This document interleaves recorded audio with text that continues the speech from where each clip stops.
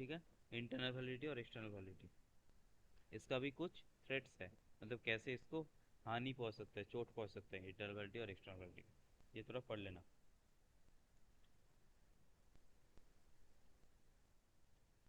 ये देखो, ये क्वेश्चन है, करो। Option D. All of the, reliability पता है, यूजेबिलिटी पता है, ऑब्जेक्टिविटी पता है। यूजेबिलिटी मतलब कितना वो यूजफुल है, मतलब इसको यूजेबिलिटी को हम बोल सकते हैं वैलिडिटी एक तरफ से। ठीक है। कोई भी टेस्ट करने का डिमांड्स क्या क्या होता है, कॉमन डिमांड्स, रिलायबिलिटी, यूजेबिलिटी या फिर वैलिडिटी और ऑब्जेक्टिविटी, तीनों ही होता है। ठीक है। रिलायबिलिटी पहले आता है सर या ऑब्जेक्टिव? हम सबसे पहले क्या चेक करते हैं, रिलायबिलिटी या उसकी पहले ऑब्जेक्टिविटी? पहले रिलायबिलिटी चेक करते हैं, फिर वैलिडिटी चेक करते हैं। ठीक। ना बहुत इंपॉर्टेंट कॉन्सेप्ट है। Types of data, types of data, पहला होता है नॉमिनल। नॉमिनल मतलब जस्ट किसी को इंडिकेट करने के लिए जो हम जो टाइप का डेटा यूज़ करते हैं उसको बोलते हैं नॉमिनल डेटा। ठीक। जैसे कि किसी का नाम, एक्स वाई जेड जो भी है, किसी का नाम, किसी का नेम, किसी का सरनेम, किसी का रोल नंबर। स्पोर्ट्स के कंटेक्स्ट में देखो तो जर्सी का कलर या फिर जर्सी का नंबर, जिससे हम किसी को आइडेंटिफाई कर सकते हैं, उसी को बोलते हैं नॉमिनल। ठीक है, समझ में आया? Yes sir. ये होता है क्या, क्वालिटेटिव, ये होता है क्वालिटेटिव डाटा, ये होता है क्वालिटेटिव डाटा। ठीक है, नॉमिनल। इसके बाद आता है ऑर्डिनल। ऑर्डिनल में क्या होता है, जो ऑर्डरली सीक्वेंसिंग होता है, जो डेटा ऑर्डरली सीक्वेंसिंग होता है, जैसे कि क्वेश्चनर फिल किए हो कभी? Yes sir. क्वेश्चनर बाकी नहीं सर। नहीं किया?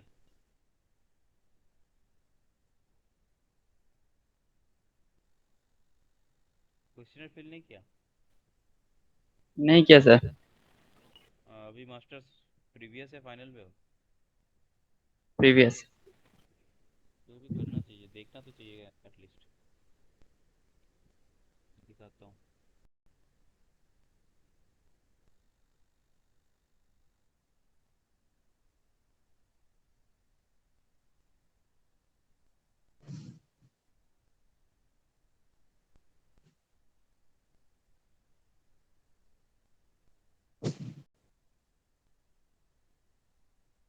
देखो एक क्वेश्चनर कोई भी,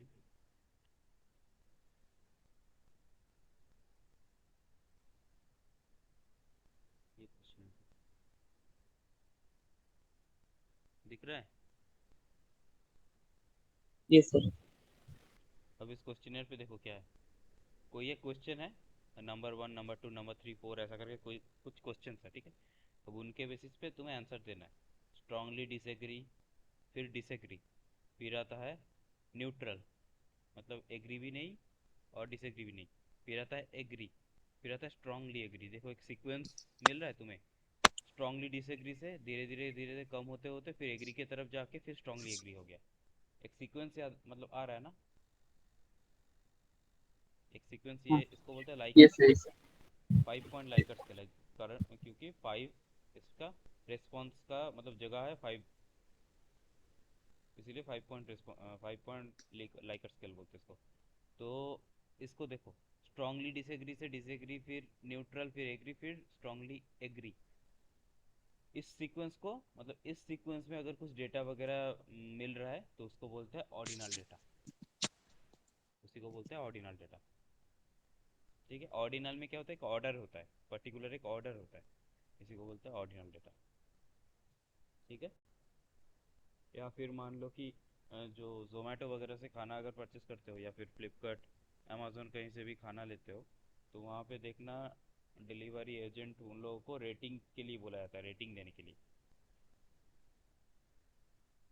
है ना, one yes two sir yes five sir. तक। वाइब्रेटिंग, हाँ, 1 to 5। हाँ, 5 स्टार रेटिंग के लिए बोला जाता है। तो वो रेटिंग क्या है, या तो आप एक दोगे, या तो वन दोगे, या तो टू दोगे, थ्री दोगे, फोर दोगे, फाइव दोगे, फाइव के अंदर कुछ मतलब भी ये हो रहा है सर क्वांटिटेटिव। ये क्वालिटेटिव, क्वालिटेटिव है ये। ठीक है, ऑर्डिनल हाँ। Data qualitative. हाँ, क्वालिटेटिव है। ठीक है।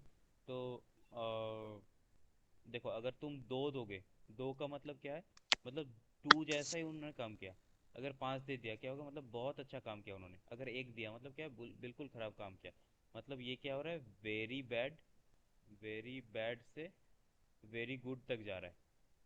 ये एक ऑर्डर फॉलो कर रहा है, देखो एक सीक्वेंस फॉलो कर रहा है इसका रेटिंग।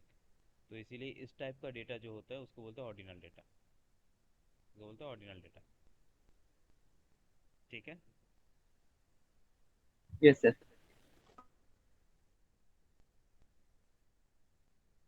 इंटरवल और कार्डिनल, इंटरवल और कार्डिनल डेटा। इंटरवल मतलब पर्टिकुलर इंटरवल में होता है, और इसका सबसे अच्छा है कि there is not a true zero, मतलब एब्सोल्यूट ज़ीरो का इसमें कंसेप्ट नहीं है। ट्रू ज़ीरो या फिर एब्सोल्यूट ज़ीरो का कंसेप्ट इस पे नहीं है इनमें। ठीक है। एब्सोल्यूट ज़ीरो क्या है, देखो मान लो कि आपने एग्ज़ाम दिया, कोई एक एग्ज़ाम दिया, ठीक है। आउट ऑफ 100 आपने एग्ज़ाम दिया और आउट ऑफ 100 आपको मिला ज़ीरो, आपको मिला आउट ऑफ 100 ज़ीरो। इसका मतलब क्या है, आपने कितना आंसर, कितना सही किया या फिर कितना अच्छा एग्ज़ाम दिया, इसको बोल सकते हो कुछ। कितना अच्छा एग्ज़ाम दिया या फिर कितना क्वेश्चन सही किया तब ज़ीरो मिला। एक भी नहीं। एक भी नहीं, और कोई एग्ज़ाम बिल्कुल भी सही नहीं दिया। Yes sir. इसी को सेम। बोलते हैं, इसको बोलते हैं एब्सोल्यूट ज़ीरो। इस कंसेप्ट को बोलते हैं एब्सोल्यूट ज़ीरो, मतलब ज़ीरो का, ज़ीरो मतलब कुछ नहीं है वहाँ पर। मतलब अगर आपको ज़ीरो मिला, ज़ीरो मिलने का मतलब है आपका वहाँ पर कोई वैल्यू नहीं है। लेकिन कुछ कुछ केस होता है जिनमें जीरो का भी वैल्यू होता है, जैसे कि 0 डिग्री सेल्सियस, इसका मतलब क्या है, बहुत ठंड है। -1 मतलब और भी ठंड है ना। मतलब क्या है, 0 डिग्री सेल्सियस मतलब टेम्परेचर एग्जिस्ट नहीं करता, ऐसा तो नहीं है। मतलब कुछ टेम्परेचर एग्जिस्ट करता है, लेकिन वो बहुत कम है ना। यस। यहाँ पर 0 डिग्री सेल्सियस का मतलब क्या है, 0 डिग्री सेल्सियस मतलब ये तो नहीं है कि टेम्परेचर ही नहीं है बिल्कुल भी, मतलब टेम्परेचर को कुछ कॉन्सेप्ट ही नहीं है, नामो निशान ही नहीं है, ऐसा तो नहीं है। या फिर मान लो 0000, ऐसा कब होता है, जब एकदम डॉट 12 बजते हैं ना, रात को जब 12 बजते हैं, तब क्लॉक ऐसा दिखाता है, डिजिटल क्लॉक वगैरह कुछ भी देख लेना। तो 00 मतलब टाइम का एग्जिस्टेंस ही नहीं है, ऐसा हो सकता है क्या कभी, मतलब टाइम नहीं। एग्जिस्ट ही नहीं करता, ऐसा तो नहीं होता। ये ज़ीरो क्या रिप्रेजेंट करता है, 12 AM रिप्रेजेंट करता है, इसको 12 AM रिप्रेजेंट करता है ये ज़ीरो, है ना। तो इस तरह का डेटा को बोलते हैं इंटरवल। इसमें क्या होता है, नॉट अ ट्रू ज़ीरो, मतलब ट्रू ज़ीरो का कंसेप्ट नहीं है इनमें। मतलब ज़ीरो, ज़ीरो मिल गया आपको मतलब वो जगह खाली है, या फिर वो कुछ भी नहीं है, ऐसा नहीं है। ठीक है। यहाँ पर ज़ीरो का भी मतलब होता है कुछ, समझ में आया। यस। या फिर मान लो ज़ीरो ईयर, ज़ीरो ईयर, ये तो कहीं से तो शुरू हुआ है, मतलब आज तो 2023 चल रहा है। ये तो कहीं मतलब किसी एक दिन तो ज़ीरो था, जो कैलेंडर हम अभी यूज़ करते हैं उसके हिसाब से, फिर इस जीरो से एक बना, 1 साल हुआ, फिर 2 साल हुआ, ऐसा करके 2023 तक आया। ये फिर 2024 भी जाएगा आगे जाके। तो जीरो से ही तो शुरू हुआ था। तो जीरो से जब शुरू हुआ था, तब ऐसा तो नहीं है कि तब टाइम ही नहीं था या फिर कोई डेट नहीं था, कैलेंडर नहीं था, कुछ नहीं था। ये हम जो कैलेंडर यूज़ करते हैं उसके हिसाब से वो पहला दिन था या फिर पहला साल था। ये है ना ज़ीरो का मतलब। तो समझ रहे हो इंटरवल का मतलब, इनमें ज़ीरो का भी कुछ मतलब होता है। इंटरवल स्किल्स का स्पोर्ट्स में है कोई रिलेशन? हाँ 0 डिग्री सेल्सियस का तो यूज़ होता है, मतलब ये टेम्परेचर को तो यूज़ होता है स्पोर्ट्स में। टाइम का भी यूज़ होता है, बास्केटबॉल पे होता है ना, जीरो से ही शुरू होता है। या फिर हॉकी का जो मैच होता है वो तो टाइम टेक, मतलब एकदम परफेक्ट टाइम वाला मैच होता है, तो वो ख़त्म होके होके होके जीरो में जाता है ना। ठीक है सर, ठीक। फिर आता है रेशियो। रेशियो इसका उल्टा है। इनमें जो इंटरवल डेटा है उनमें ज़ीरो का मतलब था, मतलब ज़ीरो मतलब कुछ है। रेशियो में ज़ीरो मतलब ज़ीरो ही है, उसका ज़ीरो मतलब कुछ नहीं है। ठीक है। ज़ीरो मतलब वहाँ पर कुछ भी नहीं है। अगर किसी जगह ज़ीरो से रिप्रेजेंट किया जा रहा है, मतलब वो जगह खाली है या फिर उसका एग्जिस्ट ही नहीं करता, मतलब एग्जिस्टेंस पे शक है उसका। उसी को बोलते हैं रेशियो स्केल या फिर रेशियो टाइप ऑफ इसका डेटा। एग्जांपल वेट हो सकता है। हाँ, वेट हाइट कुछ भी हो सकता है। और एक रेशियो में एक अच्छा मतलब ये है कि रेशियो में हम पॉइंट यूज़ कर सकते हैं। मान लो कि 2.36 ऐसा यूज़ कर सकते हैं, बाकी में यूज़ नहीं कर सकते। इंटरवल उसमें नहीं यूज़ कर सकते, लेकिन इनमें यूज़ कर सकते हैं 0.12 या फिर मान लो 6.39। ये जो पॉइंट वाला होता है ना, ये पॉइंट भी यूज़ कर सकते हैं। मतलब ज़रूरी नहीं है कि रेशियो डेटा मतलब पॉइंट ही है, वैसा नहीं है। लेकिन हम बोल रहे हैं कि पॉइंट भी यूज़ कर सकते हैं इसमें। रेशियो में सर एब्सोल्यूट जीरो की बात होती है। हाँ, ये एब्सोल्यूट ज़ीरो की बात है, मतलब एब्सोल्यूट ज़ीरो का कैरेक्टरिस्टिक्स है इनमें, रेशियो पे। ठीक है, लेकिन इंटरवल पे नहीं है वो। इंटरवल पे एब्सोल्यूट ज़ीरो का कंसेप्ट नहीं है। ठीक है, समझ आया? यस। अब ये चार्ट देख लो।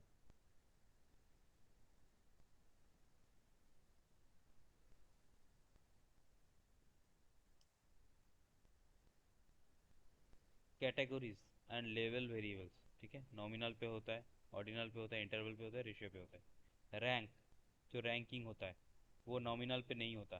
ठीक है, ऑर्डिनल होता है, इंटरवल होता है, रेशियो होता है। इक्वल इंटरवल्स ऑर्डिनल पे नहीं होता है, इंटरवल रेशियो पे होता है। इक्वल इंटरवल मतलब जो बढ़ रहा है, मान लो कि 0 डिग्री सेल्सियस से 1 डिग्री सेल्सियस हो रहा है, तो सर्टेन टेम्परेचर बढ़ेगा। 1 से अगर 2 हो गया तो 0 का दुगना हो जाएगा। 2 से अगर 3 हो गया तो 0 का 3 गुना हो जाएगा। ये इक्वल इंटरवल बोलते हैं इसको। ठीक है, ये रेशियो पे भी मिलेगा। और ट्रू और मीनिंगफुल ज़ीरो इस पे नहीं होता, इंटरवल पे बोला मैंने नहीं होता, लेकिन रेशियो पे होता है। मतलब इससे क्या समझ में आ रहा है? रेशियो पे सारे क्वालिटीज़ होता है। रेशियो जो डेटा है उनमें सारे क्वालिटीज़ होता है। इंटरवल में सिर्फ ट्रू ज़ीरो वाला कंसेप्ट नहीं है, मतलब इनमें अगर ज़ीरो है तो उसका भी कुछ मीनिंग है। और ऑर्डिनल पे सिर्फ रैंक वाला है और कैटेगराइज वाला है। कैटेगराइज मतलब कैटेगरी में डिवाइड करना, है ना। ये नॉमिनल पे ही है सिर्फ, और नॉमिनल का एक ही फीचर्स है जो कि कैटेगराइज कर सकता है नॉमिनल। जैसे कि यस नो बोल सकते हैं, मेल फीमेल बोल सकता है, या फिर डेड और अलाइव, पास फेल, ऐसा टाइप का डेटा को नॉमिनल बोलता है। ठीक है, या फिर टीम ए टीम बी, ऐसा टाइप का डेटा को नॉमिनल मतलब कैटेगराइज कर सकते हो, डिफरेंशिएट कर सकता है एक दूसरे से। ठीक है, इस तरह का डेटा को बोलते हैं कैटेगराइजेशन। तो ये नॉमिनल में ही होता है सिर्फ, मतलब नॉमिनल का एक होता है वो है कैटेगराइज। ऑर्डिनल में कैटेगराइज भी है और रैंक भी है, रैंक देना। ठीक है, कोई फर्स्ट आ गया, सेकंड आ गया, थर्ड आ गया, वो ऑर्डरली होता है। जिसको जितना मार्क्स आएगा, किसी को अगर सबसे ज़्यादा मार्क्स आ गया तो वो क्लास में फर्स्ट हो गया, किसी को अगर सबसे कम हो मार्क्स आ गया तो वो क्लास में लास्ट हो गया। तो ये रैंक रैंक प्रोवाइड करता है, एक पॉपुलेशन में रैंक प्रोवाइड करता है, तो इसको बोलता है ऑर्डिनल। फिर आता है इंटरवल। इंटरवल में तीनों ही चीज़ रहता है, सिर्फ नहीं रहता वो ट्रू ज़ीरो वाला कंसेप्ट, लेकिन रेशियो में सारे चीज़ रहता है। ठीक है, यस। अब बस इंपॉर्टेंट चीज़ ये याद रखना, मतलब ये तीनों डेटा का टाइप तो याद रखना है। एक तो ये भी याद रखना है कि जो क्वालिटेटिव और क्वांटिटेटिव वाला, ठीक है, जो क्वालिटेटिव और क्वांटिटेटिव वाला है वो याद रखना। इनमें से ये जो है नॉमिनल और ऑर्डिनल, ये है क्वालिटेटिव, क्वालिटेटिव। ठीक है, इंटरवल एंड रेशियो ये हो गया क्वांटिटेटिव, क्वांटिटेटिव। ठीक है, तो पहले हो गया क्वालिटेटिव, मतलब नॉमिनल ऑर्डिनल को क्वालिटेटिव डेटा के लिए यूज़ किया जाता है, और इंटरवल रेशियो को क्वांटिटेटिव डेटा के लिए यूज़ किया जाता है। ठीक है,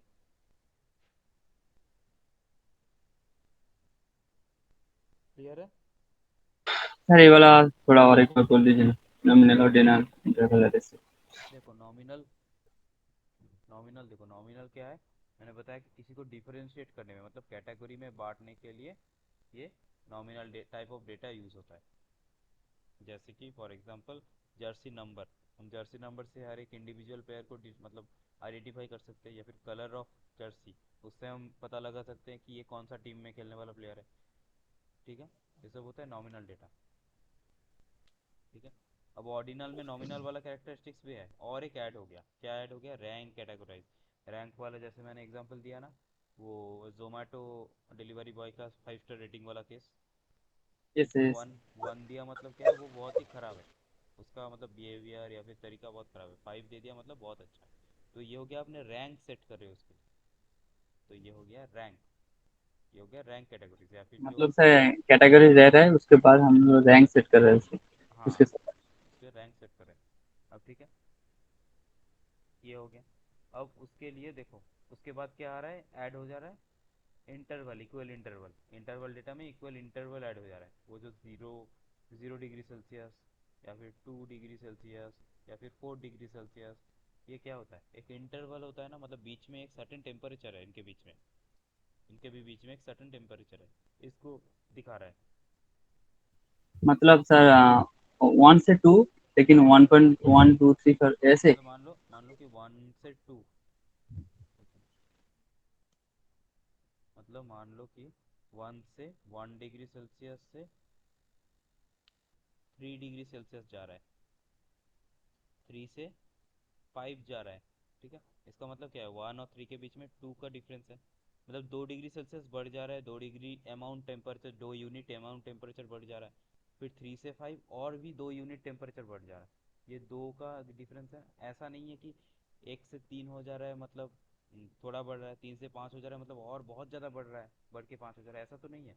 जितना भी बढ़ेगा थोड़ा थोड़ा करके बढ़ेगा, मतलब सेम अमाउंट में बढ़ेगा। समझ रहे हो? ये सर। तो इसी को बोलते हैं इक्वल इंटरवल। ठीक है, ये इंटरवल का कैरेक्टरिस्टिक्स है।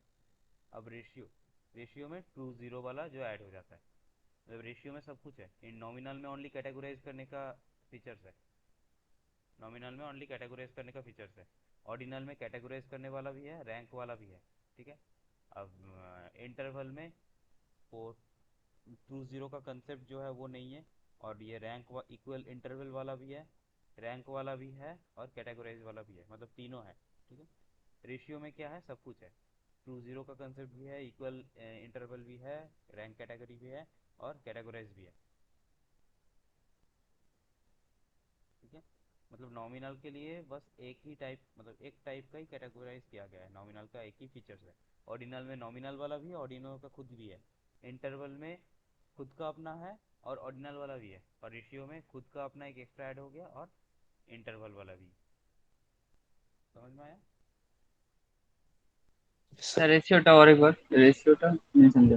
रेशियो मतलब कुछ भी डेटा हो सकता है, वो क्वांटिटेटिव डेटा होना चाहिए। ठीक है, क्वांटिटेटिव नंबर्स तो वगैरह में। ठीक है, हम्म, और वो जो होता है उनमें ट्रू जीरो होता है, मतलब जीरो मतलब वहाँ पर जीरो ही है, जीरो मतलब शून्य, जीरो मतलब ऐसा इसकी तरह नहीं है, ये इंटरवल वाला समझ में आया ना, उसकी तरह नहीं है। और इस पे हम फ्रैक्शन का डेटा भी यूज़ कर सकते हैं, जैसे कि 1/3। ठीक है ना, 1/3 मतलब 0.33, यह सब भी यूज़ कर सकते हैं। Okay sir. समझ में आया? हम्म, यस सर। पॉइंट वाला डेटा भी यूज़ कर सकते हैं। तो ये हो गया नॉमिनल, ऑर्डिनल, इंटरवल, रेशियो।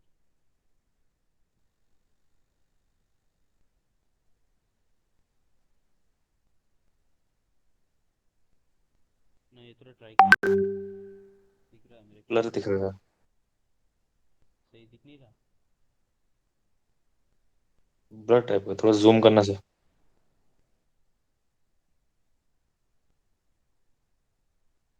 तो फिर व्हाट्सएप पे दे दूँ?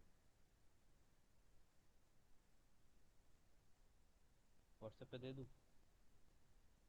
ये सर। हाँ सर, दे दो। ऑप्शन दिखा। एक मिनट। Wait wait. हाँ हाँ, ठीक। ठीक है ठीक है अभी। हाँ दिख रहा है।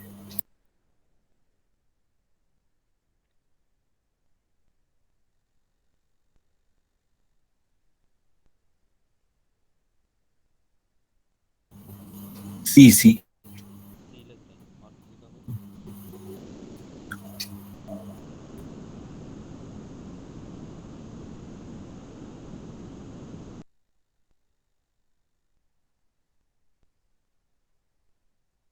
देखो, इनमें तो ऑप्शन लगता है जैसे लास्ट। लास्ट वाला, मेरे ख्याल से हम्म। 4 होगा, मेरे ख्याल से हाँ 4 सर, होगा, क्योंकि क्योंकि कंट्रोलिंग क्योंकि उसमें ही होगा एक्सपेरिमेंट में। हाँ, एक्सपेरिमेंटल पे कंट्रोल कर सकते हैं हम, तो controlling the extraneous variable. Extraneous मतलब जो डिस्टर्बिंग वेरिएबल होता है, जो हम चाहते नहीं है कि हमारे रिसर्च पे हो, लेकिन वो आ जाता है, उसको बोलते हैं एक्सट्रेनियस वेरिएबल, और वो डिस्टर्ब करता है हमारे स्टडी को। तो एक्सपेरिमेंटल रिसर्च पे कंट्रोल करने का एक मौका रहता है, बाकी सारे में कंट्रोल नहीं कर सकता, एक्सपेरिमेंटल पे ही कंट्रोल कर सकता हूँ। ठीक है, तो इसके लिए ए के साथ 5, ए के साथ देखो 5 एक ही पे है, तो बाकी भी देख लेते हैं। बी के साथ 3, एक्सपोर्ट फैक्ट इसके साथ है getting a causal fact bye retrospective analysis. ये एक्सपोर्ट फैक्ट नहीं, एक्सपोस्ट फैक्ट होगा। ठीक है, एक्सपोस्ट फैक्ट ये कॉजल वाला है, कॉज देखना किसी चीज़ का रेट्रोस्पेक्टिव एनालिसिस से। रेट्रोस्पेक्टिव एनालिसिस मतलब क्या है पता है? रेट्रो मतलब क्या है? नहीं sir. Retro song, retro song सुनते हो वो, क्या बोलते हैं? बहुत पुराने वाले। हाँ, गाना वाला ऐप क्या है? अरे वो which Spotify, music. Spotify. Spot. Spotify में देखना, ये रेट्रो बोल के एक सेक्शन रहता है, बॉलीवुड का रेट्रो सॉन्ग। रेट्रो मतलब क्या होता है कि पुराना ओल्ड सॉन्ग होता है ना, ओल्ड सॉन्ग अभी भी हिट चल रहा है वैसा टाइप का, यस तो सर, यस सर। उसको बोलते हैं रेट्रो। तो रेट्रोस्पेक्टिव स्टडी या फिर रेट्रोस्पेक्टिव एनालिसिस क्या है? जो पास्ट इवेंट है उसको एनालाइज करके, जो हो चुका है उस चीज़ को एनालाइज करो अगर, तो वो किस पे हो सकता है?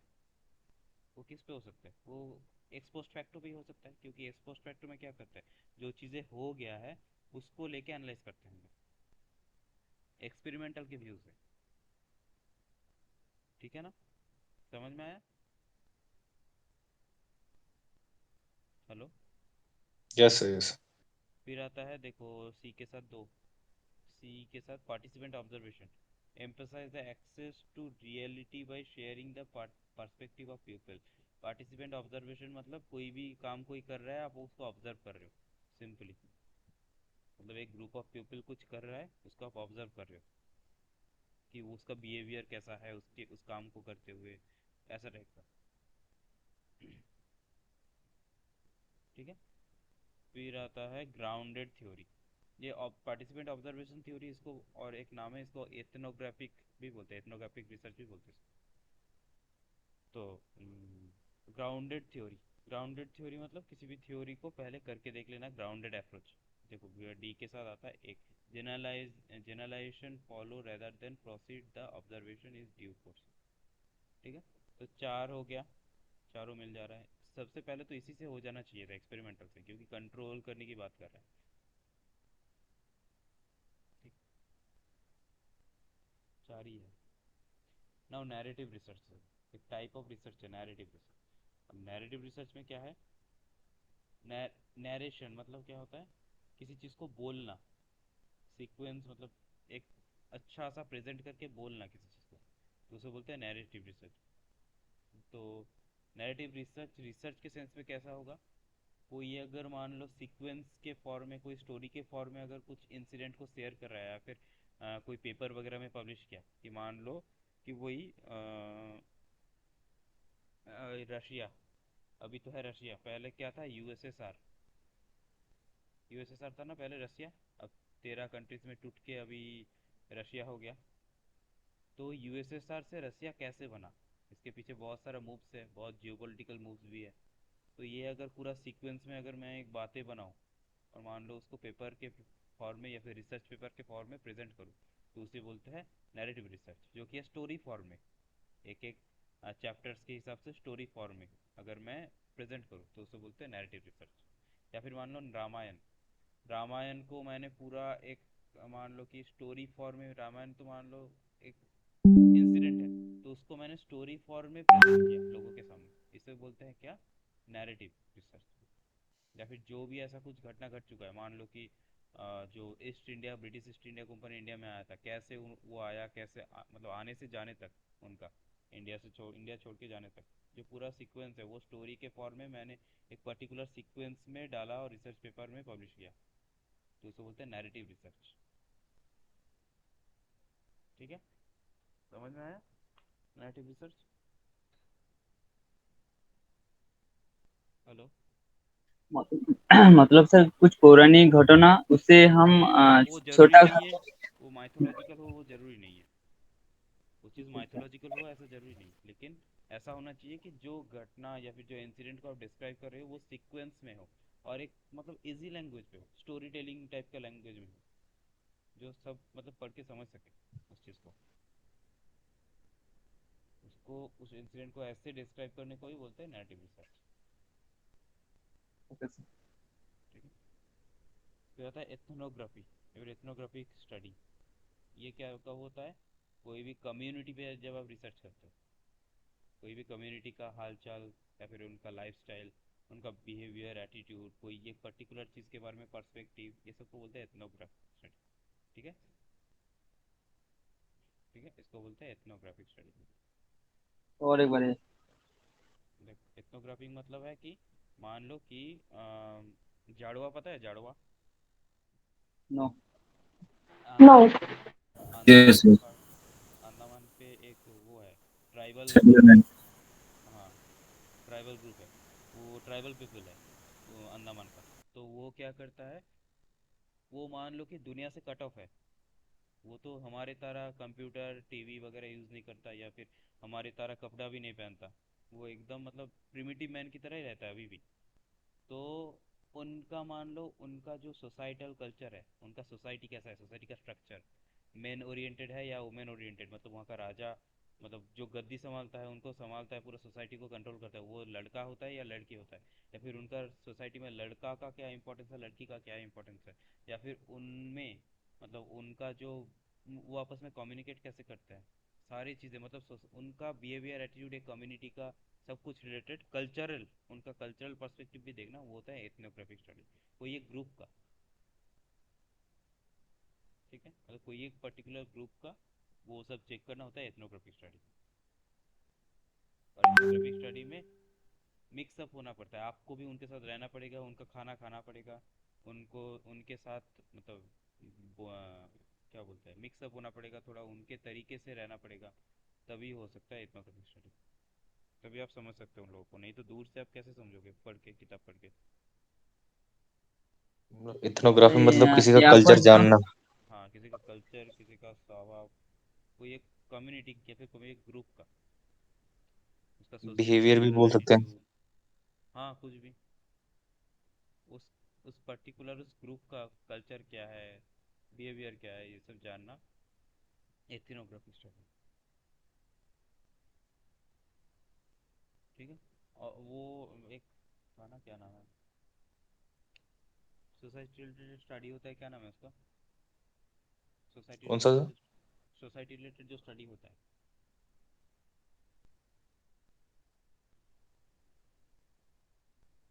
याद नहीं आ रहा है।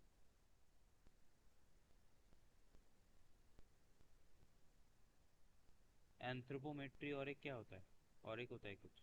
एंथ्रोपोमेट्री तो मतलब हमारा लिम्ब का साइज वगैरह नापना, हाथ एक तो मतलब वो हाथ। होता है सर एंथ्रोपोलॉजी। एंथ्रोपोलॉजी, हाँ, एंथ्रोपोलॉजी रिलेटेड चीज़ है ये। वेरी गुड, एंथ्रोपोलॉजी रिलेटेड चीज़ है। एंथ्रोपोमेट्री मतलब हमारा लिम्ब का साइज वगैरह नापना, ठीक है, हाथ पैर वगैरह जो है उसको नापना, जो स्किन फोल्ड कैलिपर से नापते हैं हम लोग, कुछ भी, तो वो होता है एंथ्रोपोलॉजी, एंथ्रोपोमेट्री। और ये एंथ्रोपोलॉजी मतलब society, human culture, human beliefs, ये सब लेकर पढ़ना, उसको बोलते हैं एंथ्रोपोलॉजी। तो ये एथनोग्राफिक स्टडी एंथ्रोपोलॉजी रिलेटेड चीज़ है। ठीक है, क्वालिटेटिव रिसर्च है ये, इस पे डेटा का काम नहीं है कुछ, मतलब वैसा न्यूमेरिकल डेटा का कुछ काम नहीं है, इसीलिए क्वालिटेटिव रिसर्च। फिर केस स्टडी, ये समझ में आया एथनोग्राफी। यस।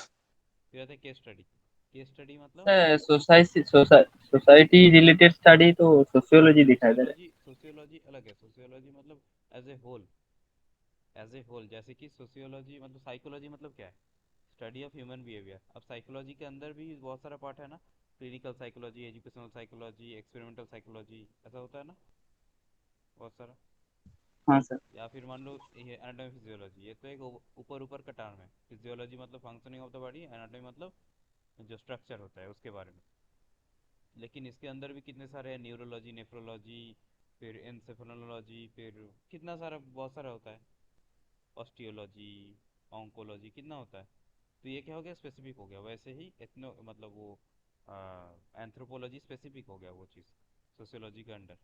सोशियोलॉजी तो सोसाइटी रिलेटेड स्टडी को सोशियोलॉजी बोलेंगे, लेकिन एंथ्रोपोलॉजी मतलब ह्यूमंस का जो सोसाइटी में जो रोल बोल सकते हैं, या फिर वो कैसे मिक्सअप होता है लोगों के साथ, ये सब रिलेटेड स्टडी को एंथ्रोपोलॉजी बोलते हैं।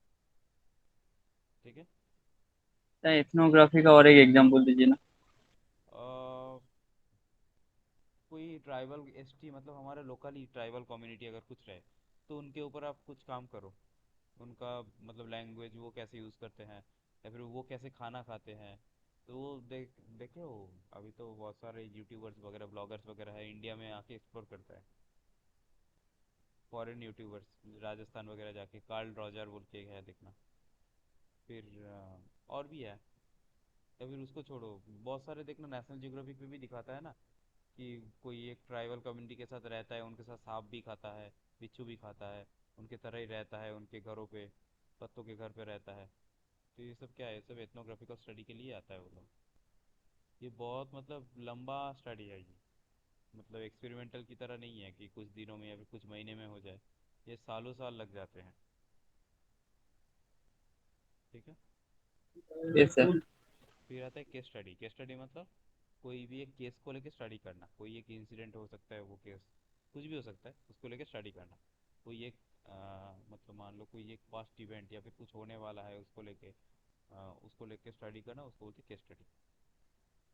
या फिर किसी एक पर्टिकुलर ह्यूमन बीइंग के बारे में कुछ स्टडी करना उसी को भी बोल सकते हैं केस स्टडी।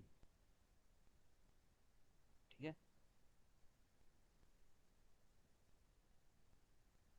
ठीक है। Yes sir. फिर आता है रेफरेंस एंड बिब्लियोग्राफी का कंसेप्ट। रेफरेंस मतलब क्या है आपने रिसर्च पेपर लिखा ठीक है। अब उस पे अम, जिस जिसका पैराग्राफ या फिर जिस जिसका आइडिया आपने यूज़ किया उनको आपने आइडिया पे मेंशन किया कि ये बात किसने बोला है। इस मतलब मान लो कि पर्टिकुलर एक बात एक्स वाई जेड कोई एक बताया है। कब बताया है वो लिख दिया 1908 पे। ठीक है। अब और किसी बात कोई बोला है तो उसको भी आपने लिख दिया। ठीक है। तो इसके बाद लास्ट में क्या करते हैं इसको रेफर मतलब साइट करना पड़ता है। इसको साइट करना पड़ता है। तो आपने जिस जो बात यहाँ पर मेंशन किया इस रेफरेंस के लिए सॉरी आपने जो बात मेंशन किया उसी को नीचे लिस्ट डाउन करना उसको बोलते हैं रेफरेंस। और बिब्लियोग्राफी मतलब वो छोड़ के आप अदर भी कुछ है तो अदर कुछ अगर पढ़ने के लिए आप हेल्पफुल है तो उसको भी बिब्लियोग्राफी में ऐड किया जाता है। बिब्लियोग्राफी सर और एक बार। एक मिनट एक पेपर ही दिखाता हूँ आपको।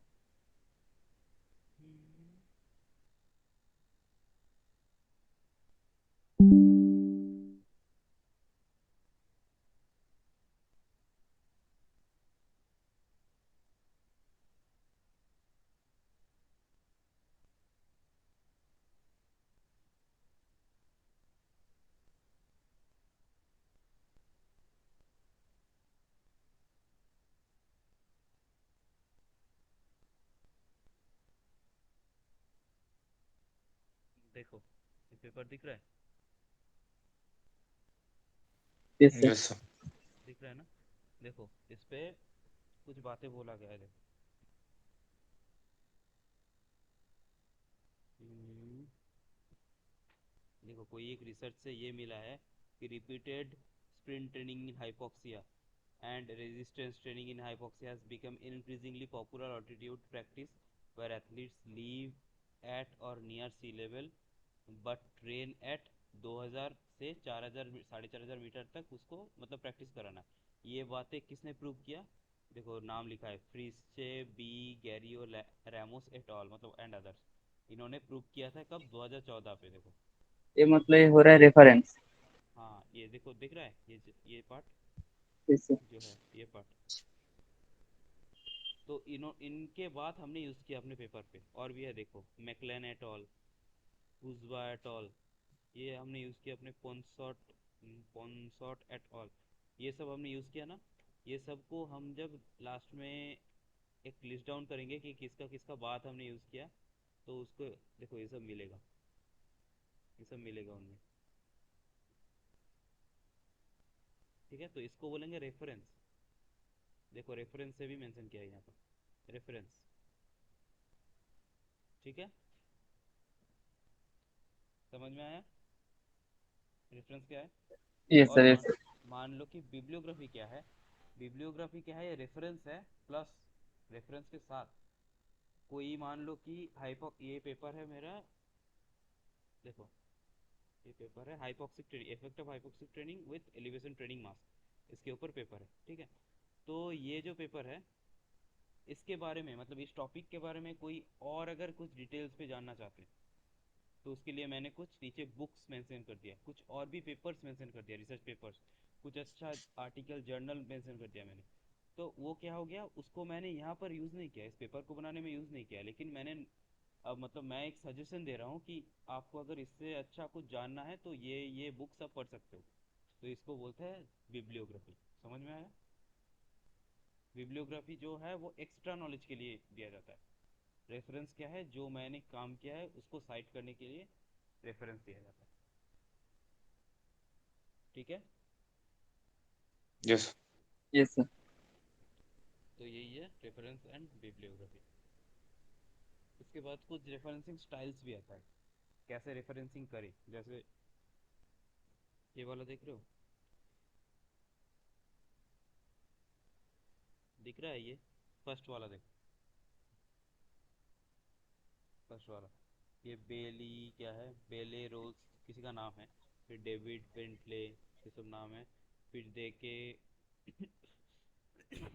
उसका पेपर का टाइटल दिया हुआ है, यहाँ से यहाँ तक देखो पेपर का टाइटल, सॉरी ये पहले नाम दिया गया है, फिर पेपर का टाइटल दिया गया है, फिर जर्नल का नाम दिया गया है, European journal of applied physiology, फिर उसका साल दिया गया है, फिर वॉल्यूम नंबर दिया गया है, फिर पेज पेज नंबर या पेपर नंबर दिया गया है। ठीक है, तो ये जो सीक्वेंस है ना, ये आप मतलब कैसे भी नहीं लिख सकते हो, इसका भी एक प्रॉपर सीक्वेंस है, इसका भी प्रॉपर सीक्वेंसिंग है।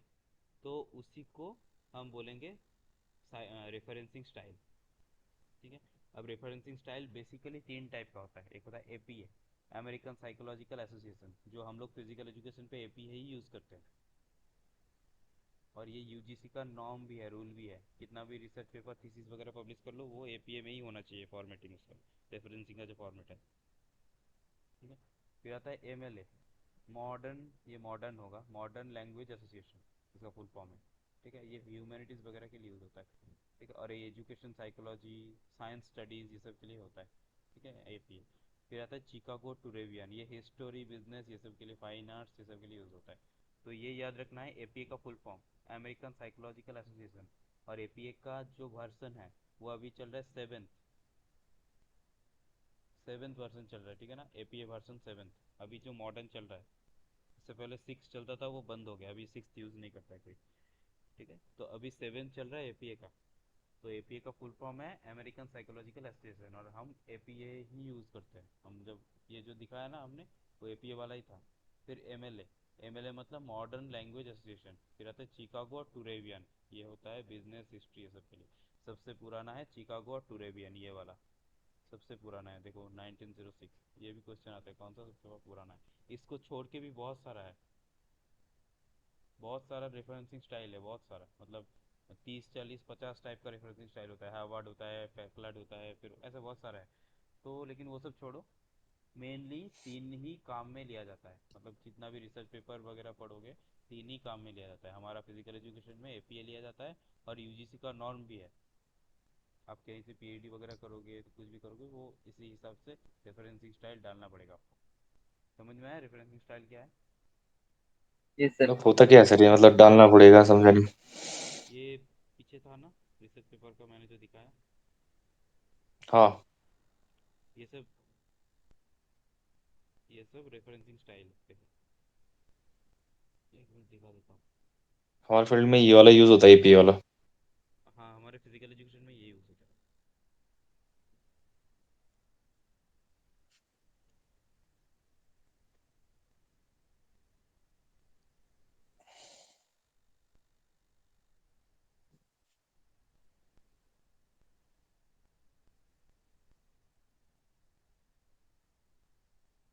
देखो चिकागो का साइटेशन स्टाइल देखो,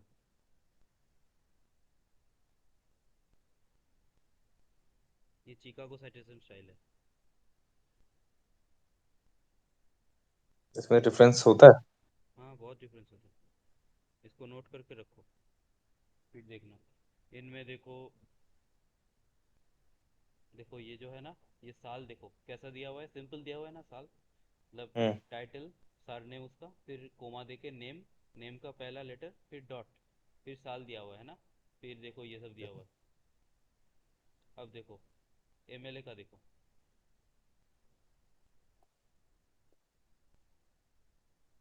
कहाँ पे एमएलए का एग्जांपल दिया ही नहीं गया।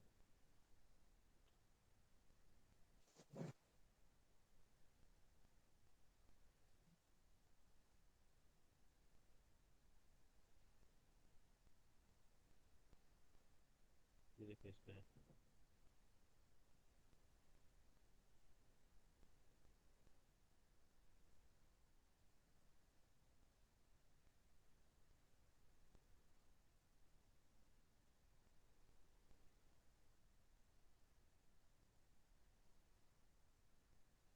ये दिख रहा है। Yes sir. देखो एपीए में क्या है, पहले सरनेम फिर कोमा फिर नाम का पहला लेटर फिर डॉट, दिख रहा है ना। यस। फिर देखो जो साल है वो ब्रैकेट पे है, इस पे देखो चिकागो पे ब्रैकेट नहीं है, हम्म। ठीक है। और एमएलए वाला साल देखो कितना पीछे दिया हुआ है, ब्रैकेट पे है लेकिन पीछे है, ठीक है, समझ आया।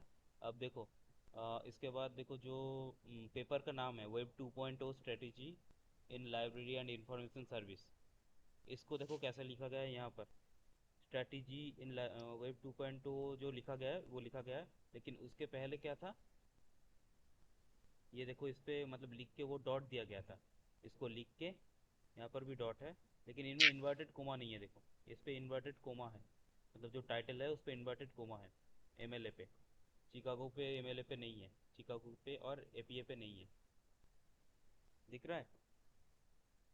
यस। तो ये सब का डिफरेंस होता है। इसका भी देखो volume number page number volume number कैसा लिखा हुआ है, इसका देखो पेज नंबर वॉल्यूम नंबर कैसा लिखा है।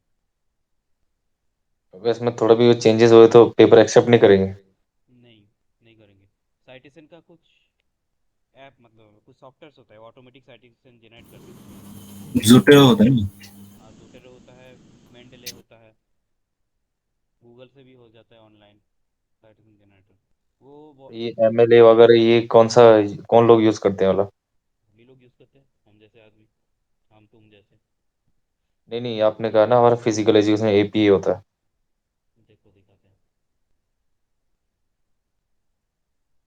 स्क्रीन दिख रहा है। हाँ। देखो ये अगर पूरा चीज़ ये मेरा सेव है किसी जगह पे, आ गया, हम्म, किसी जगह पे सेव है, ठीक है। अब इस पेपर को मैं इसको मैं साइट करना चाहता हूँ, इस पे भी देखो लिखा हुआ है ऐसा करके, ये कुछ नाम है फिर देके ऐसा करके देखो साइट करके लिखा हुआ है ना, देख रहे हो हाईलाइट किया मैंने, नीचे भी ये सब को अगर करना चाहता हूँ तो इसके लिए जोटरो पे जाना पड़ता है, ऐड बिब्लियोग्राफी, देखो बिब्लियोग्राफी ऐड हो गया, ये सारे ऐड हो गया देखो, मतलब मैंने जिस जिसका यूज़ किया वो सारे ऐड हो गए। अब इसके लिए देखो यहाँ पर सेटिंग पे दिया जाता है, देखो अमेरिकन केमिकल सोसाइटी ये एक रेफरेंस स्टाइल है, American medical association 11th edition, American political science association, American psychological association APA यही यूज़ करते हैं हम लोग 7th जनरेशन मतलब 7th edition, American sociological association 6th edition, ऐसा करके बहुत सारा होता है देखो।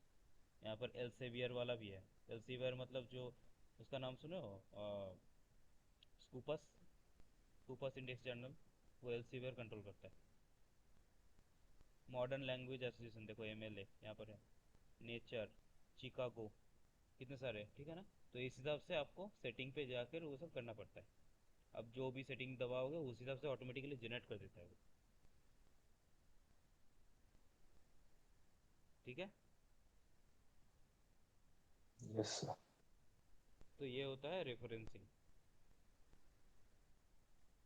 फिर आता है साइटेशन स्टाइल, ये होता है शॉर्टकट्स। शॉर्टकट्स कैसे होता है, एट ऑल, एट ऑल कब यूज़ किया जाता है, जब मान लो कि 5 ऑथर है या फिर एक से ज़्यादा ऑथर है, ठीक है। तो तब क्या क्या किया जाता है, जो मेन ऑथर है उसको ही लिखा जाता है, मेंशन किया जाता है, बाकी को एट ऑल करके रखा जाता है, जैसे कि एक मिनट एग्जांपल दिखाता हूँ एक।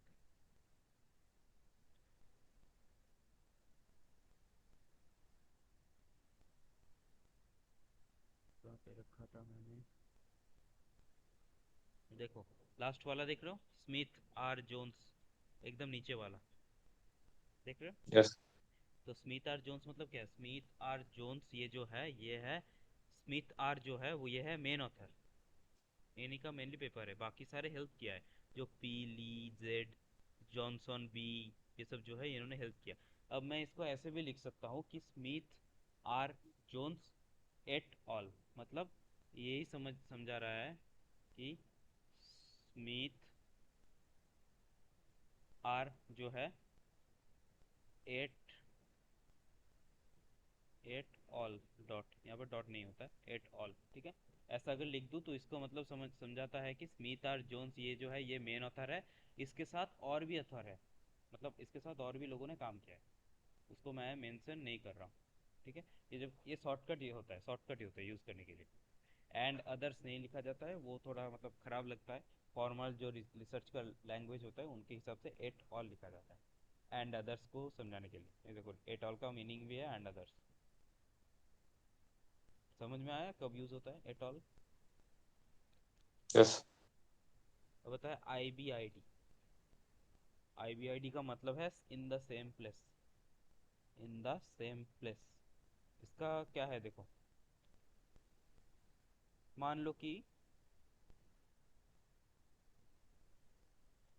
कोई एक रेफरेंस ले रहे हो आप, ठीक है, मतलब किसी एक बुक का रेफरेंस डाल रहे हो, तो बुक का मान लो कि कोई एक एक्स,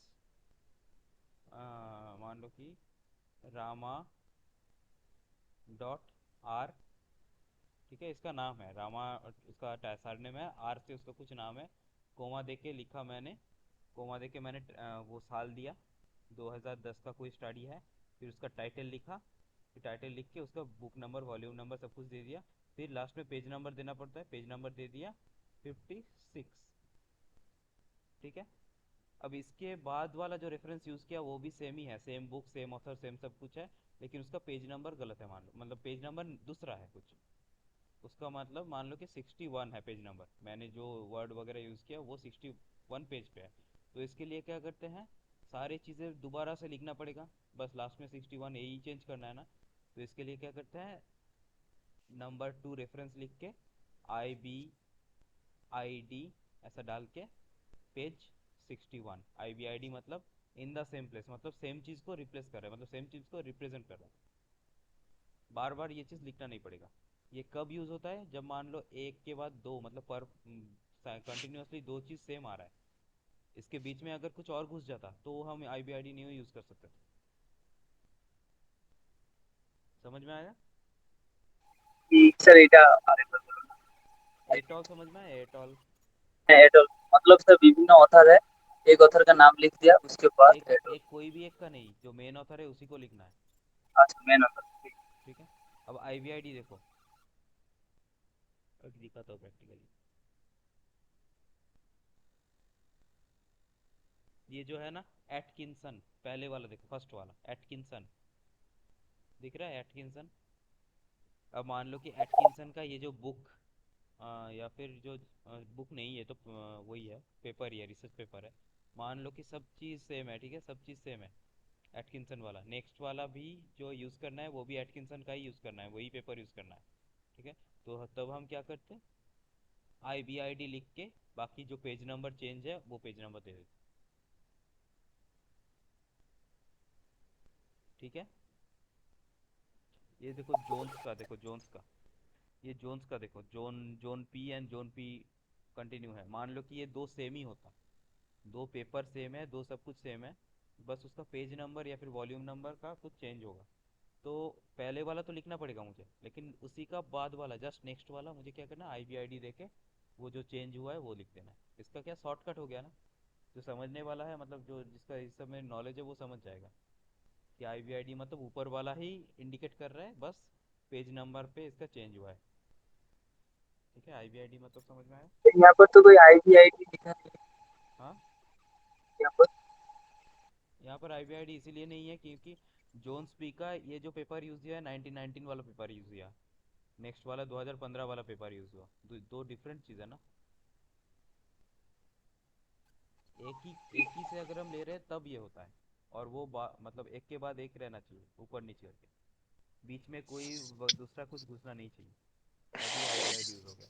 अब मान लो कि बीच में कुछ एक घुस गया, मतलब जोन पी और ये जोन पी सेम पेपर है और बीच में कुछ एक घुस गया, तो उसके लिए हम लोग यूज करते हैं ये वाला, देखो, opposite in the work cited, इसको बोलते हैं ऑपोजिट। मतलब ये तो रामा आर, ये तो एक हो गया, ठीक है। मान लो रामा आर एक के बाद और कोई एक दूसरा कुछ पेपर का साइटेशन दिया हुआ है, एक्स वाई जेड कुछ दूसरा पेपर का साइटेशन दिया हुआ है। 3 नंबर पे वाई जेड पी ऐसा दूसरा कुछ सब पेपर का दिया हुआ है, ठीक है। 4 नंबर पे मान लो फिर से आ गया एक्स डॉट रामा जो है पहला वाला, तो इसके लिए क्या करना पड़ता है, आईबीआईडी में क्या होता है, एक के बाद अगर दो में आ गया, मतलब कंटिन्यूअसली आ रहा है, तो आईबीआईडी यूज करो। अगर बीच में कुछ दूसरा रेफरेंसेस है, जैसे कि 2 में अलग है, 3 में अलग है, तो 4 में डायरेक्ट आ गया एक वाला, तो उसके लिए ऑपोजिट यूज करो, ऑपोजिट यूज करो। समझ में आया? समझ में आया? हेलो? जी सर। मतलब सर 1 2 3 एक है, अगर 1 2 3 के बाद और कोई ऑथर होगा तो उस टाइम। एक कोई एक पर्टिकुलर जर्नल का मैंने कोट कर रहा हूँ, कोई एक पर्टिकुलर पेपर का है, सेम रिसर्च पेपर सेम कुछ है ना, दो अलग है, दो डिफरेंट, एक से अलग है, 3 भी अलग है, 4 में फिर से मैंने वही एक वाला कोट करना चाहता हूँ, अच्छा अच्छा वन अच्छा, वाला। एक को फिर से रिप्लेस कर रहे हो। हाँ, 4 और एक को मैं सेम समझाने की कोशिश कर रहा हूँ कि 4 वाला जो है वो एक ही का है, तो नंबर 1 साइटेशन वाला ही है, तो उसके लिए आईबीआईडी करना, सॉरी उसके लिए ऑफसेट करना पड़ता है। समझ में आया? जी सर। इसके बाद लॉक सीट आता है। लॉक सीट कब कब हो जाता है, जो रेफरेंस का पेपर है ना, ये देखो, ये वाला, अब देखो, इनके लिए रेफरेंस लिखने के लिए कितना यूज़ किया गया, देखो ये पेपर मतलब पेज नंबर 1 है, इसके बाद रेफरेंस लिखने के लिए सेकेंड पेज पे चला गया, 17 रेफरेंसेस है टोटल, दिख रहा है 17 रेफरेंसेस है। तो जब पेज ही चेंज हो जा रहा है तब हम लोग लॉक सीट यूज़ करते हैं, जब पेज ही चेंज सर हो और रहा है। एक बार। देखो पहला वाला दिख रहा है, बल्ले रो, पहला वाला छोड़ो, एक कुजबा एम, ये दिख रहा है, ये वाला, ये दिख रहा है। Yes sir. Yes sir. तो मान लो कि इसके बाद 3 के बाद 4 वाला जो है वो भी ये कुजवा जो है वही है, सेम है, जस्ट उसका कुछ छोटा मोटा चेंजेस है, जैसे कि पेज नंबर डिफरेंट है, या फिर वॉल्यूम नंबर डिफरेंट है, कुछ डिफरेंट है, या फिर चैप्टर नंबर डिफरेंट है, कुछ डिफरेंस है, ठीक है। तो उनके लिए जब एक के बाद एक साइमन कंटिन्यूसली आता है, तो उसको हम क्या बोलते हैं, आईबीआईडी यूज़ करते हैं, आईबीआईडी। जब कंटिन्यूसली सेम चीज़ों में डिफरेंस आता है वो आता है आईबीआईडी। अब मान लो 3 वाला सेम है, 4 5 डिफरेंट है, फिर 6 में हम 3 वाला चीज़ को दिखाना चाहते हैं कि 6 और 3 सेम ही है, बस कुछ चेंजेस है, तो उसके लिए बीच में 2 आ गया ना, बीच में 4 5 आ गया, तो बीच में कितना भी आ जाए तो उसको ऑपोजिट यूज़ करते हैं, OPCIT। और मान लो कि कुछ चीज़ 3 में जो है वो एकदम नेक्स्ट पेज चला जा रहा है, पेज ना नेक्स्ट पेज पे जाके मैं 16 को मतलब दिखाना चाहता हूँ कि 3 और 16 का साइटेशन नहीं किया है, बस पेज नंबर वो वॉल्यूम नंबर ऐसा कुछ चेंजेस है, तो उसके लिए लॉक सीट यूज़ किया जाता है। जब पेज नंबर मतलब पेज ही चेंज हो जाता है तब लॉक सीट यूज़ किया जाता है, ठीक है। और एट ऑल मतलब तो एंड अदर्स है, वो तो सिंपल है।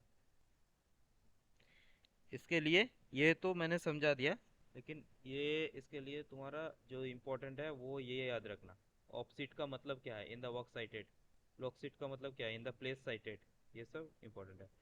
IBID in the same place and others, ये है एटॉल का।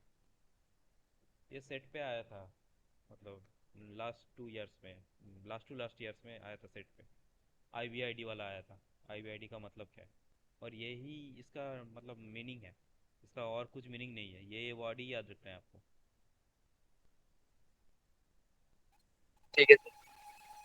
ठीक है। और ये लैटिन से ही क्यों लिया जाता है पता है? जितना भी सारे हमारा साइंस वगैरह में लैंग्वेज हो, लैटिन से ही क्यों यूज मतलब लिया जाता है? ये Latin word IVID et al क्यों लिया जाता है? किसी का कुछ आइडिया है? No sir, no sir. ये इसीलिए लैटिन वर्ड से यूज, मतलब लैटिन लैंग्वेज से यूज होता है, क्योंकि लैटिन एक डेड लैंग्वेज है माना जाता है। मतलब लैटिन जो लैंग्वेज है वो पहले, बहुत पहले यूज़ होता था, अभी यूज़ नहीं है उसका कुछ भी यूज़ नहीं है। कोई भी मतलब हमारा वर्ल्ड का पूरा पॉपुलेशन में कोई भी उसको यूज़ नहीं करता। तो उसके लिए क्या है, इसका एडवांटेज है कि ये कभी चेंज नहीं होगा, ये लैंग्वेज ना कभी, मतलब लैटिन लैंग्वेज कोई चेंज नहीं होगा। मतलब हम इंग्लिश बंगाली जो भी बोलते हैं ना, उसका ग्रामेटिकली बहुत सारा चेंजेस आता है, नया नया वर्ड्स उसमें आ जाता है, वर्ड का मीनिंग भी चेंज हो जाता है टेक्नोलॉजी के आने के साथ, या फिर उसका स्पेलिंग जो है वो भी चेंजेस हो जाता है, उनमें भी चेंजेस आ जाता है जो लिविंग लैंग्वेज है। लेकिन जो डेड लैंग्वेज है ना, उसमें ये खतरा नहीं है। तो जो डेड लैंग्वेज है वो अगर चेंज नहीं हो सकता है तो उसी को काम में लेने, मतलब लेना बेहतर होगा। नहीं तो आज हम इसको कुछ और इंडिकेट करते हैं, लोग यूज़ करके करके इसका मीनिंग कुछ और बना देंगे, फिर इसका मिस रिप्रेजेंटेशन होगा। रिसर्च के फील्ड में अगर कुछ मिस रिप्रेजेंटेशन हुआ तो आज से 100 साल 200 साल बाद जो ये पेपर पढ़ा जाएगा तो कितना गलत समझा जाएगा उस चीज़ को, है ना? वो चीज़ ही, मतलब वो इस एटॉल का मतलब ही अगर चेंज हो गया तो वो लोग गलत रिप्रेजेंट करेंगे उसको, मतलब गलत इंटरप्रेट करेंगे उसको। इसीलिए डेड लैंग्वेजेस को यूज़ किया जाता है, और डेड लैंग्वेजेस सबसे अच्छा वो लैटिन ही है, यूनिवर्सली यूज़ किया जाता है। इसीलिए कुछ भी वर्ड्स होता है वो लैटिन से ही लिया जाता है, लैटिन लैटिन लैटिन या फिर ग्रीक। ठीक है। सर साइंटिस्ट इस, साइंटिस्ट समझ में आया? हाँ सर, इसके पीछे वाला पेज और एक बार दिखाइए। पीछे वाला, पीछे वाला पेज। ना, ये वाला। हाँ, ऑपोजिट ऑपोजिट लेफ्ट, वो वाला पेज। ऑप्सिट लॉक्सिट। नहीं नहीं, हाँ हाँ हाँ। ये वाला हाइपोक्सी। नहीं नहीं नहीं,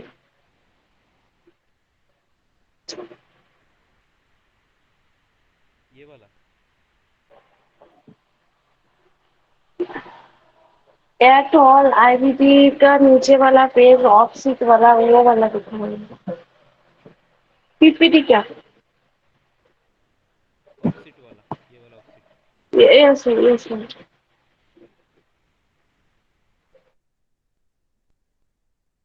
ये मैंने दे दिया है नोट,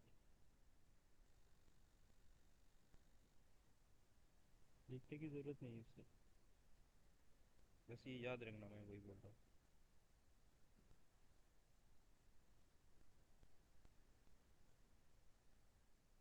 ठीक है। हेलो, आगे बढ़ो। Hello hello. Yes yes sir.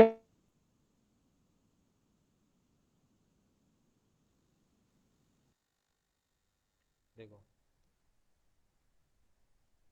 ये एक MCQ है, करो।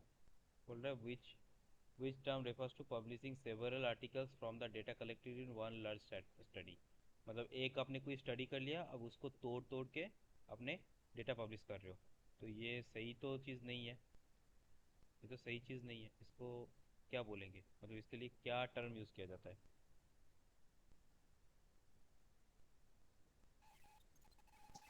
Duplicate publication. हाँ, इसको बोलते हैं डुप्लीकेट पब्लिकेशन। पार्शियल तो कोई वर्ड नहीं होता है, ऐसे ही दिया हुआ है। ट्रिप्लिकेट तो मतलब डुप्लीकेट ही जब इतना, मतलब वो चीज़ है तो ट्रिप्लिकेट तो होगा ही नहीं। तब यही एक अनएथिकल चीज़ है, तो ट्रिप्लिकेट तो होगा ही नहीं। डुप्लीकेट पब्लिकेशन मतलब आपने एक जगह पब्लिश कर दिए हो, उसी का डेटा लेके और एक जगह कोई पेपर पब्लिश कर रहे हो, उसी को बोलते हैं डुप्लीकेट पब्लिकेशन। और एक वर्ड होता है सलामी स्लाइसिंग। सलामी स्लाइसिंग का मतलब होता है कि मान लो आपका कोई एक स्टडी है जिसमें hockey hockey player, football player और बास्केटबॉल प्लेयर इंक्लूडेड है, ठीक है? आप वो स्टडी वगैरह कर दिए हो, अब एक सेम स्टडी, मतलब उस स्टडी को ही आपने छोटा छोटा करके पब्लिश कर रहे हो। हॉकी का एक अलग पेपर पब्लिश कर दिया, फुटबॉल का अलग, बास्केटबॉल प्लेयर का अलग पब्लिश कर दिया। इसको बोलते हैं सलामी स्लाइसिंग। स्लाइस करना मतलब पेपर को स्लाइस करना, ये भी अनएथिकल प्रैक्टिस है। ये चाइना या जापान का कोई सलामी बोल के कोई आदमी था, उन्होंने ये प्रैक्टिस शुरू किया था, मतलब रिकॉर्डेड, तो उसी के हिसाब से सलामी स्लाइसिंग नाम हुआ है। तो ये अनएथिकल प्रैक्टिस है, ठीक है। या फिर मान लो कि कोई एक स्टडी पे मेल फीमेल दोनों का, मतलब आपका सब्जेक्ट में मेल फीमेल दोनों ही है, तो आपने मेल को लेके अलग पेपर बना दिया, फीमेल को लेके अलग पेपर बना दिया, तो इसको बोलते हैं सलामी स्लाइसिंग, स्लाइस करना, ठीक है। फिर कुछ यहाँ पर एरर्स है। कौन सा आंसर ठीक हुआ? कौन सा? ये वाला क्वेश्चन में कौन सा आंसर ठीक हुआ? वो डुप्लीकेट पब्लिकेशन। ठीक। फिर आता है एरर ऑफ कमीशन। जब एरर ऑफ कमीशन मतलब जो समझने वाल मतलब आप समझ नहीं सकते हो और गलत चीज़ दे देते हो, जैसे कि आपने 15 को 51 लिख लिया, ठीक है ना, मतलब डेटा जब पुट कर रहे हो 15 को 51 दे दिया, इसको बोलते हैं एरर ऑफ कमीशन। फिर एरर ऑफ ओमिशन। ओमिशन का मतलब देखो क्या है, जो आपने डेटा ले रहे हो, मतलब जो डेटा रिकॉर्ड करना चाहिए आप डेटा रिकॉर्ड ही नहीं किया, आप भूल गए हो। कभी कभी ऐसा होता है देखना, कि वो उधर से 100 मीटर दौड़ना स्टार्ट कर दिया आपने, बटन दबाना भूल गया, स्टॉप वॉच का बटन दबाना भूल गया, तो इसको बोलते हैं error of omission. Error of principle. आपने जो चीज़ कर रहे हो, जो कॉन्सेप्ट यूज़ कर रहे हो वही गलत है, आप जो प्रोसेस फॉलो कर रहे हो वही गलत है, उसी को बोलते हैं एरर ऑफ प्रिंसिपल, ठीक है। एरर ऑफ सॉरी, इसके बाद आता है टाइम टेक्निकल लैप्स। मतलब टेक्निकल लैप्स मतलब सिंपली आपका टेक्निकल नॉलेज नहीं है, इसको बोलते हैं टेक्निकल लैप्स। मतलब आप जो इंस्ट्रूमेंट यूज़ कर रहे हो उसका टेक्निकल नॉलेज नहीं है, या फिर आप कंप्यूटर यूज़ करना नहीं जानते हो, इसको बोलते हैं टेक्निकल लैप्स, ठीक है। फिर आता है मेथड मिसकॉन्डक्ट्स और अनएथिकल। मिसकॉन्डक्ट्स और अनएथिकल मतलब क्या है, अनएथिकल चीज़ें जब करोगे, अनएथिकल बहुत सारी चीज़ें होता है ना, पब्लिकेशन में भी होता है, ऑथरशिप में भी होता है, फिर फॉल्सिफिकेशन, फैब्रिकेशन, कल को बताया था, फॉल्सिफिकेशन, फैब्रिकेशन और प्लेगरिज्म, ये सब अनएथिकल चीज़ है, ये सब करोगे तो उसको बोलते हैं अनएथिकल और या फिर मिसकॉन्डक्ट, ठीक है। क्लियर? टेक्निकल लैब्स बता दो सर। टेक्निकल लैब्स मतलब टेक्नोलॉजिकल नॉलेज नहीं है उस पर्टिकुलर रिसर्चर पे। टेक्नोलॉजिकल ओ, नॉलेज, मान लो कि कोई एक वीटीएस, वीटीएस का नाम सुना है कोई? VNA test system, yes sir. Psychological चीज़ें नापता है वो। तो वीटीएस तो एक, उसके लिए बीटीएस यूज़ करने के लिए या फिर आई ट्रैकिंग यूज़ करने के, आई ट्रैकर यूज़ करने के लिए, उसके लिए क्या चाहिए, उस पर्टिकुलर इंस्ट्रूमेंट के लिए नॉलेज चाहिए, उसको यूज़ कैसे करते हैं, डेटा तो ले लिया, डेटा को इंटरप्रेट कैसे करें, कैसे इंप्लीमेंट करो डेटा को, इसके लिए पर्टिकुलर टेक्निकल नॉलेज चाहिए उस फील्ड में।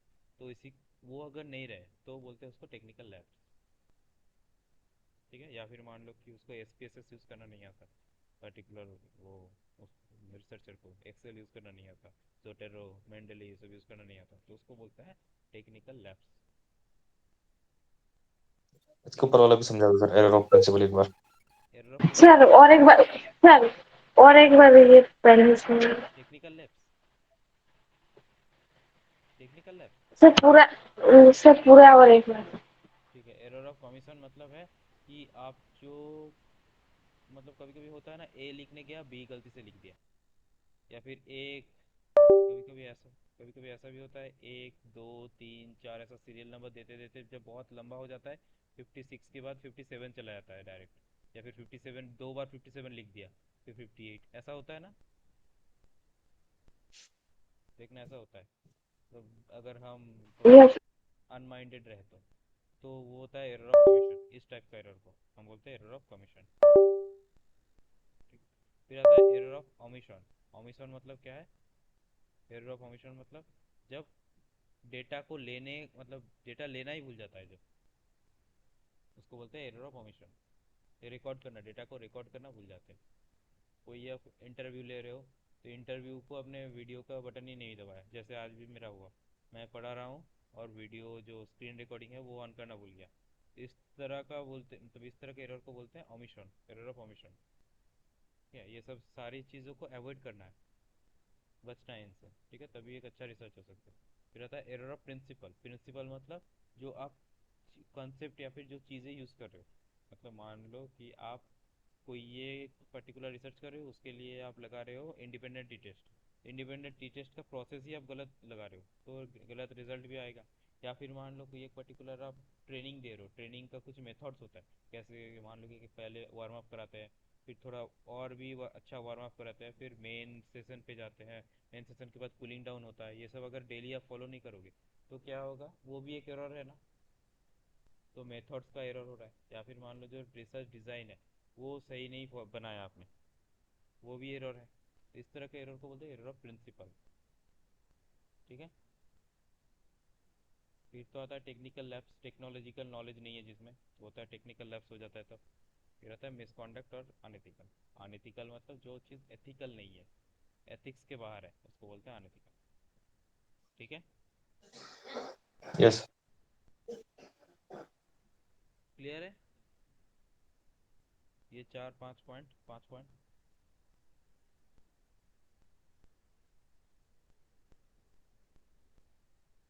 फिर आता है देखो पॉजिटिविज्म और पोस्ट पॉजिटिविज्म।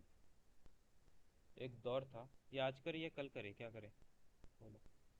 फिर कल। ठीक है फिर, आज नहीं तो शायद ज़्यादा हो जाएगा, फुल लोड हो जाता ओवरलोड। तो ठीक है फिर कल करेंगे, आज इतना ही रहने देते हैं। है। Good night sir.